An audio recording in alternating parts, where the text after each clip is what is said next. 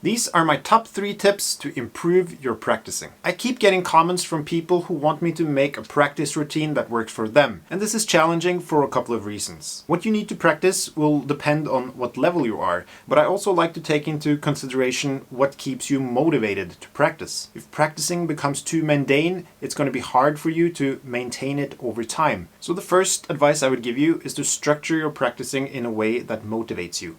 Do the boring stuff first and do something that feels more rewarding by the end of the practicing session, like improvising freely or playing along with an Aebersold track or whatever motivates you. The second advice I would give you is to record yourself while playing. Then when you sit down and listen to it, you will hear what you need to practice. Maybe you have lots of great vocabulary, but your tone is not where it's supposed to be. So try to find some exercises that will improve your tone. Or maybe you have great technique, but your articulation is getting in the way. So find some exercises to improve your articulation. Now, you don't need to learn everything. Learn the stuff that's relevant to the music that you want to play. If you're a pop or rock saxophone player, you don't necessarily need all the bebop vocabulary. Or maybe you're a jazz player that don't really want to go up in the altissimo register. And that's fine, you should play your instrument the way you want to play it. But make sure you're aware of your weaknesses, because that's the only way you'll be able to move forward. Now, the final advice I would give you is to make sure you're practicing every day. If you find a weakness in your playing and you practice it for 8 hours one day, that's not going to fix it.